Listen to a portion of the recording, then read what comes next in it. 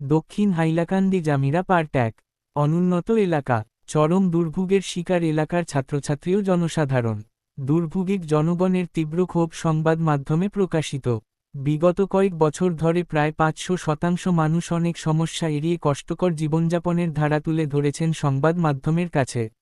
বর্ষা মৌসুমে এতটা সংকটজনক পরিস্থিতির সৃষ্টি হয় যে, এলাকার ছাত্রছাত্রীরা কর্দমাক্ত পথ অতিক্রম করে বিদ্যালয়ে উপস্থিত হতে অনেক সমস্যা সৃষ্টি হয়। পায়ের যৌত হাতে নিয়ে, কোমরে ইউনিফর্ম উঠিয়ে, কিংবা কখনো দুবার কাপড় বদলাতেও হয় ওদের। তবুও কোনো সমাজসেবী নেতাদের চোখে জঘন্য রাস্তার নির্মম দৃশ্য চোখে পড়েনি। এছাড়া এলাকাবাসী বঞ্চিত রয়েছেন বিশুদ্ধ পানীয় জলের সুবিধা যোগাযোগ মাধ্যম নেটওয়ার্ক থেকেও। আপদকালীন সময়ে প্রতিশ্রুতি দিয়ে যাওয়া নেতাদের কোনো দেখা মেলেনি।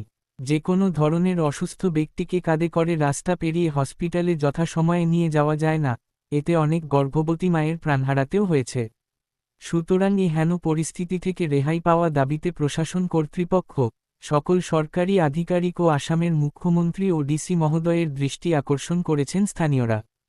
আমাদের এখানে মানুষ অন্তত এই এলাকাত ৫-৭ হাজার মানুষ আছে, অন্তত ৪-৫০০ পরিবার আছে। এখানে ছোট ছোট বাচ্চা স্কুলে যাতায়াত করতে সময় অনেক অসুবিধা হয়।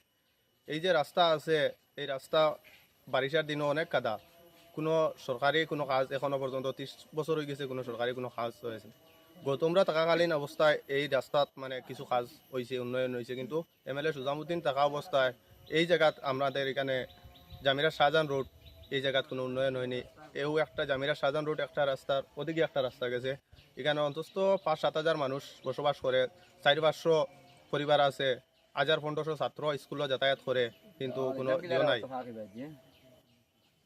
রাস্তার কোনো উন্নয়ন নাই। আমাদের দাবি হইল এই রাস্তাটা মানে কাজ করে দেওয়ার লাগে আমি অনুরোধ করি। আর হয়েছি তো আমার সবচেয়ে বড় সমস্যা হইল গিয়ে আমরা নেটওয়ার্কর। ১ নম্বর হইল গিয়ে নেটওয়ার্কর, ২ নম্বর হইল গিয়া রাস্তা বর্তমানে যেগুর উপরে ওয়াত আছি ইগু তো ও স্টেশনের টিলাত ইগু খাড়া বেশি খাড়া বানাইয়া তৈ দিছুন। ইগু ২ দিন বাদে বাদে ফলে মাটি, প্রত্যেক মেঘর লগে মাটি ফলে, নিজের থেকে পয়সা তুলিয়া চান্দা তুলিয়া কালেকশন করিয়া কাম করানি লাগে। ২ নম্বর মাত হইল গিয়া যাই হোক ইগুর গপ বাদ দেও, একটু সামনে গেলে দেখবা রাস্তা টোটালি নাই।